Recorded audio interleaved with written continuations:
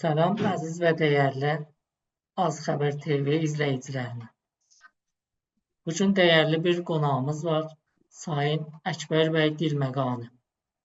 Bugün 2006 yılında İranda İran qəzetəsinin türkləri böcək adlandırıb və Mananistanı tərəfindən bir ırqçı karikatur yayınladığı üçün Güney Azərbaycanda böyük ayaqlanmalar baş verib və böyük etirazlar yaşanıb və bir neçə şəhidimiz olub.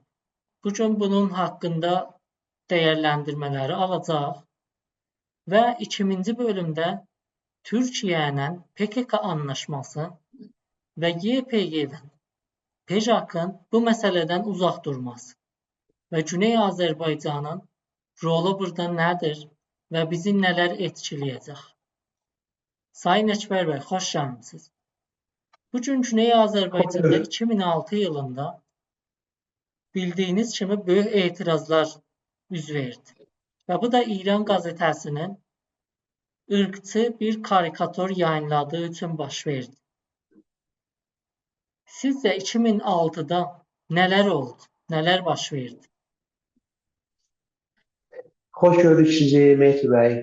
Az TV kanalının izləyicilərinə də salam deyirəm. Arzu edirəm ki, hər zaman umudumuz yerindədir. Öncəliklə bu bir geniş sorudur. Tam 1385-dən və 2006-dan öncələrə bizim baxmamız gərəkir. Nə oldu ki, 1385-də bu olay baş verdi? Yəni, durduqca öz-özünə bu məsələ olmadı. İran qəzetəsində bu elə durduqca ya öz başına, ya bir nəfər Mananistanı adlı birinin tərəfindən bu karikatur çizilmədi. Bundan öncəki hərəkətlərə biz baxarsaq, Güney Azərbaycan toplumuna baxarsaq və Güney Azərbaycanın öz kimliyi haqqında apardığı mübarizəyə, savaşa baxarsaq, bundan qabaq İranın TV-sində, İranın qəzetələrində və dərsi kitablarda və ondan da daha bir önəmli bir olay ki olmuşdur. Lalicanlılar tərəfindən bir soru və cavab adında bir şey yayınlanmışdı. Toplumda, Tehranda, özellikle Tehran'da ve Kərəcdə, Zəncanda. Soru bu idi, bundan ibarətdir. Ki, əgər sizin bir qonşunuz Türk olursa, bundan nə cür davranarsınız? Acaba bu Türk'e yol verərsinizmi siz öz ortamınızda? Bu soru bir çox öfkələrə baş verdi. Bunlar hamısı tabii ki üst-üstə yığıldı. Ta gəldi bunlar filmlərdə və dizilərdə Türkləri aşqalçı adlandırdılar. Türklərə aşağı bir yer verdilər. Və bəzi ayətullahlar, Xamneyinin tərəfindən görevləndirilmiş ayətullahlar, bunlar gəldilər, dedilər ki, cəhənnəmin dili türkçədir. Hər kim türkçə danışırsa, cəhənnəmdə bu türkçə danışılacaq. Yəni, Türkçəni bir dənə bir kobud, pis və yəni baş aşağı edici bir duruma gəldilər, bunlar çatdılar. Bu məsələ gəldi, İran qəzetəsində patladı. Təbii ki, bundan öncə olmasaydı, bu məsələlər qabağa gəlməyəcəkdi. Burada sadəcə bir böcək adlandırmaqla qalmırıq. Yəni, biz sadəcə buraya məhdudlaşdıra bilmərik. Yəni, bir millətin, bir mədəniyyətli millətin, geçmişi bir dərin bir tarixə dayalı olan bir millətin gerçəkdən bir dənə böcək deməklə ayağa mı qalxdı? Bu cür deyil. Yəni, bundan dərin bir məsələ vardır. İran rejimi çalışır ki, yəni, Qacarlardan sonraki şah dönəmi iş üstünə gəldi və ondan da geçdi tam Cumhur İslamiyə, Molla rejiminə. Bunlar gəldilər, istədilər ki, Türkün Orta Doğuda və Güney Azərbaycanda izini silsinlər. asimile etdilər insanlarımızı. Eline elədilər insanlarımızı. Kimliyimizi aradan apardılar. Bunlar gəldilər, istədilər ki, bir dənə İranı bir kimlik versinlər bizim millətimizə. Güney Azərbaycan Türk milləti dediyimizdə bizim, yəni İrandan fərqlidir. Yəni Ərəbdən fərqlidir, Kürddən fərqlidir. Özünə görə tam bir toplumu vardır, özünə xas və öz danışığı vardır, paltarı vardır, yeməyi vardır, davranışı vardır. Bunları faşist İran rejimi hamısını aradan aparıb və öz kimliyini bunlara vermək istərdi. Necə ki, 1385-dən öncə Babək qalası var idi. Babək qalasında bunlar hamısı haykırdı və 85-də rəsmi olaraq ortaya çıxdı. Doğrudur. İndilik bu qədər. Buyurun Mehdi bəy. Doğrudur. Dilmeqani bəy, keçək 2000-ci sorumuza. Amatörün 2 bölümdən oluşturmuşuq. Lütfən qısa və öz cavab verək ki, 2000-ci bölümə keçə bilək. Sizcə 2006 olayı ya 1385-ci olay öz-özünə bir patlama mıydı? Yoxsa millətin birikmiş bir öfkəsi var idi ki, o zaman birdən patladı? Dediyim kimi, öncədən bu olaylar üst-üstə yığışdı, gəldi burada patladı və burada da qalmadı. Yəni sadəcə 85-də özünü geniş şəkildə göstərdi. Urmuda insanlarımız İran qəzetəsinin dəftərini gedib ortlamaq ilə bu ortu demək Tehrana atdılar. Yəni burada insanlarımız çığırdılar, haray mən Türkəm. Bir zaman Türk demirdilər bizə. Bir zaman deyirlər siz Azərisiniz. Azəri nə demək? Yəni Fars ırkının və İraniyyətin bir dənə bir parçasıdır. Yəni bizi Türk dünyasından ayırıb bir cürəsi İraniyyətə və Əfqan farslığına yapışdırmaq istərdilər. Amma olmadı bu. Buna görə burada 85 olaylarında necə ki sizin arxa planınızda da göstərdiyi kimi bu yanılmasam ya Təbrizdir ya Urmu olacaqdır. Şəhərlərin hamısında insanlar çıxdılar eşiyə və Bozqurt əlaməti tutaraq bağırdılar, haray mən Türkəm. Və bunun davamı gəlib çıxıbdı indi haraya, indiki duruma. O zamanların tam bir böyük bir dərə kimi bir ara düşdü buna. Buyurun Mehdi bəy. Üçüncü sorumuza keçərsək, 2006-dan bu yana fərqli bir tarix oldu Güney Azərbaycan hərəkətində. Güney Azərbaycan hərəkətinin 2006-dan öncəki durumu nə idi və 2006-dan sonraki durumu nə oldu?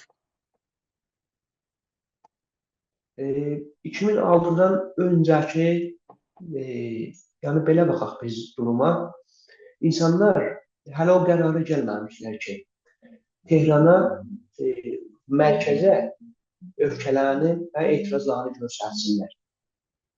Amma 85-də o qərara gəldi insanlarımız ki, biz daha bəsdir, daha buraya qədər yetər. Buraya qədər alçatma, buraya qədər aşağılama, buraya qədər yox sayma, tariximizi, kültürümüzü, doğamızı, indimizi, gələcəyimizi yox etməyə yox dedi bizim millətimiz. 85 olayı bizim öz kimliyimizə tam dönməsi idi.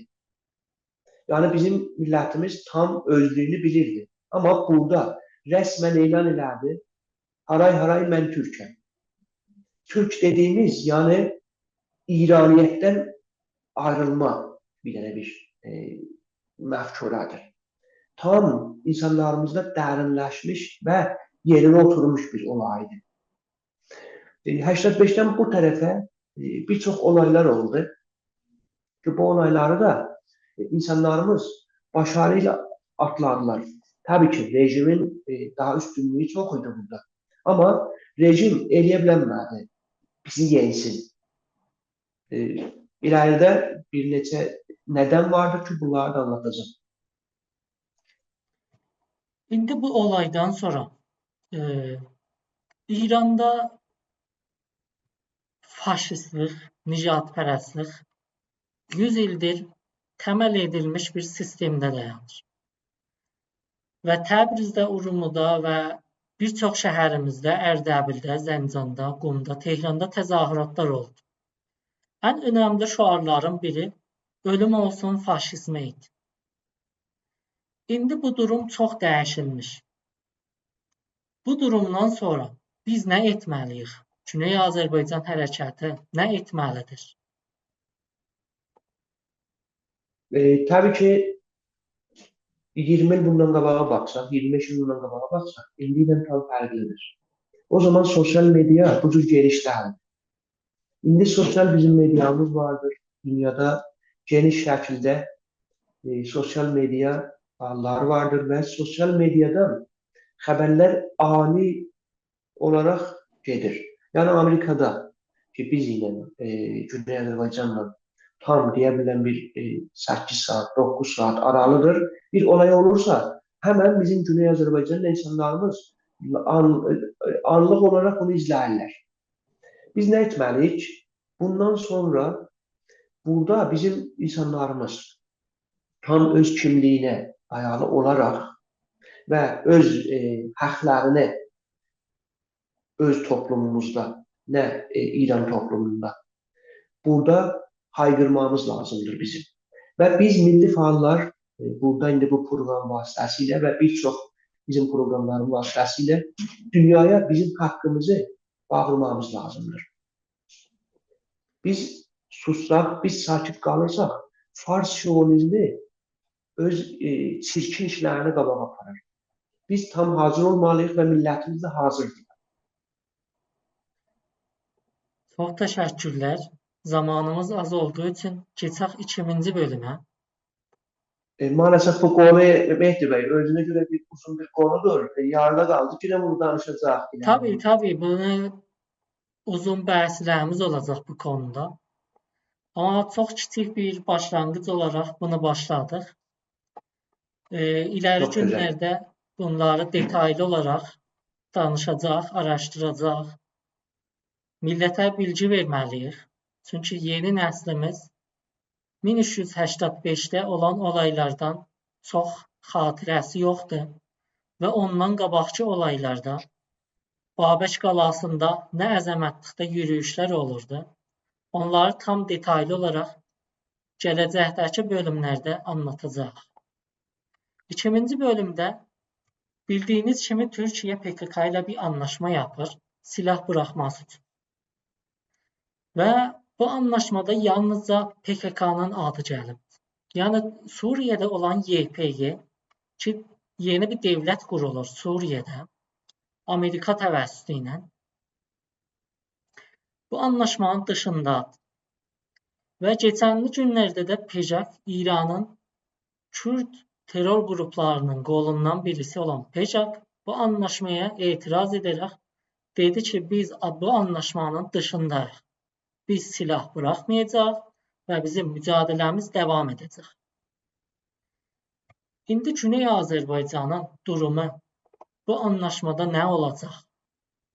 Çünki bəzi anlaşmalar olduğu zaman əgər Suriyədə bir dövlət qurulursa, oradakı silahlı qüvvələr tabii ki, ərağa girib və İranda rol oynamağa başlayacaqlar.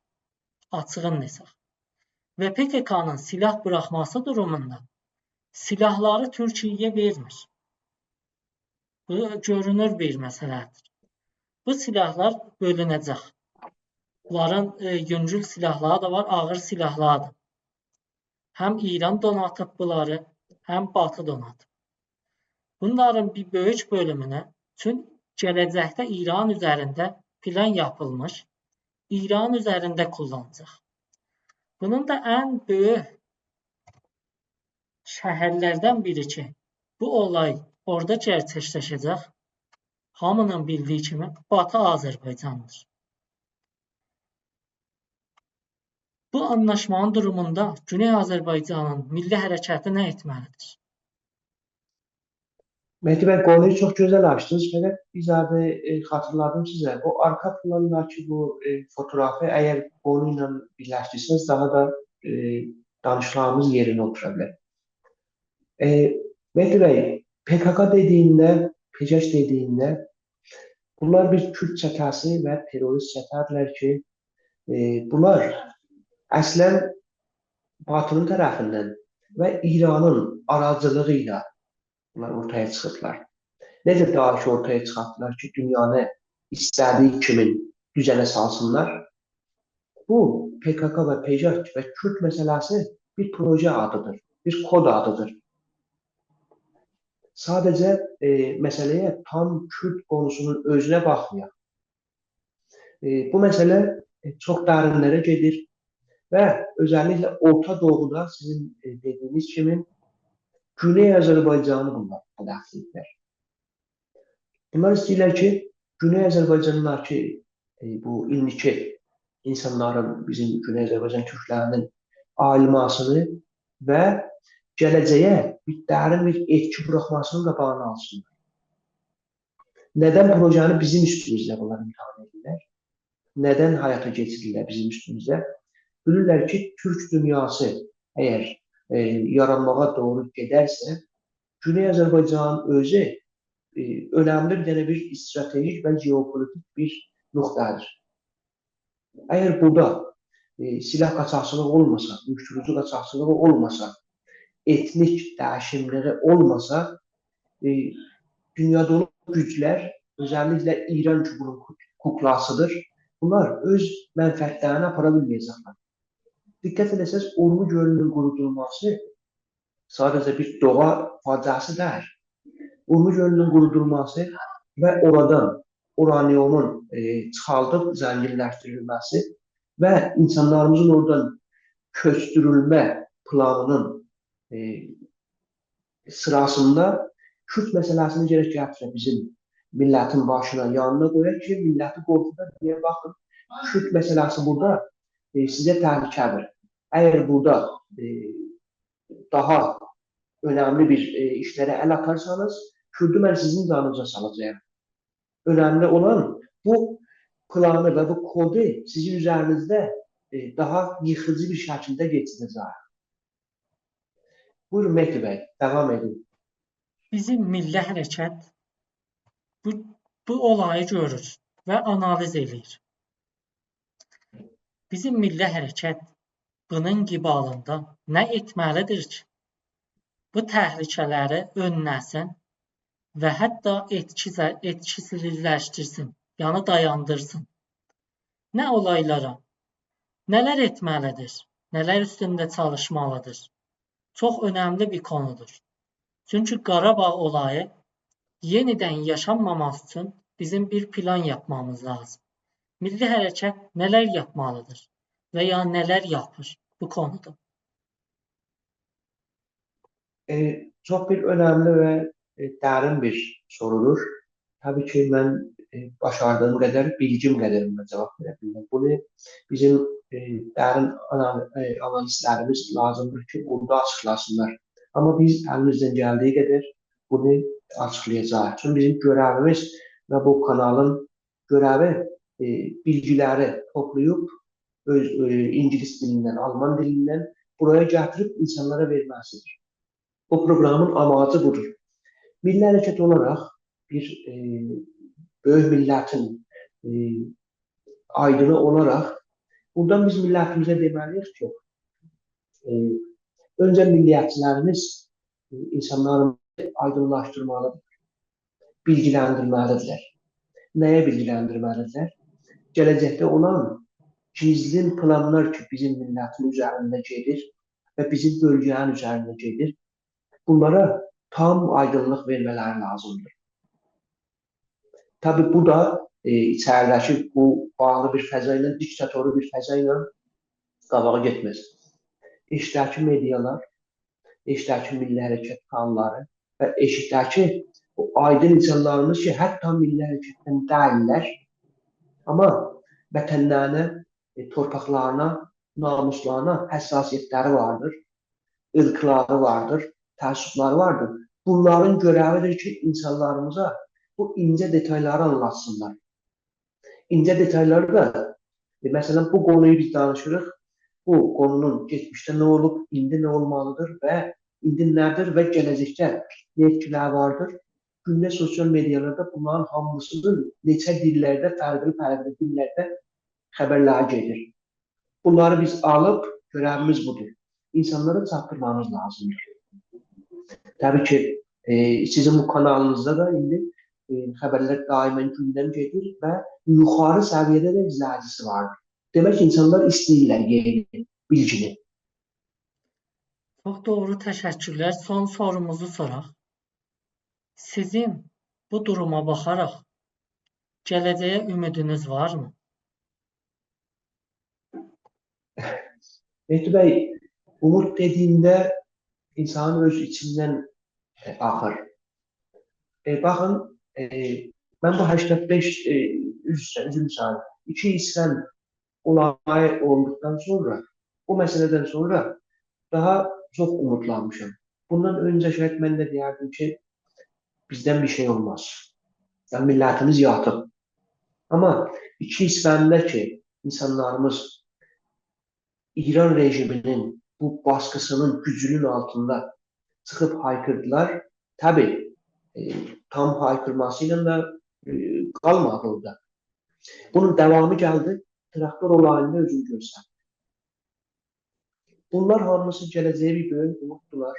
Gələcəyə bir mesaj verir ki, biz bu hakimiyyətin, Cumhur İslamının bu zülmünə, bu diktatorluğuna daha dözmək istəmirik.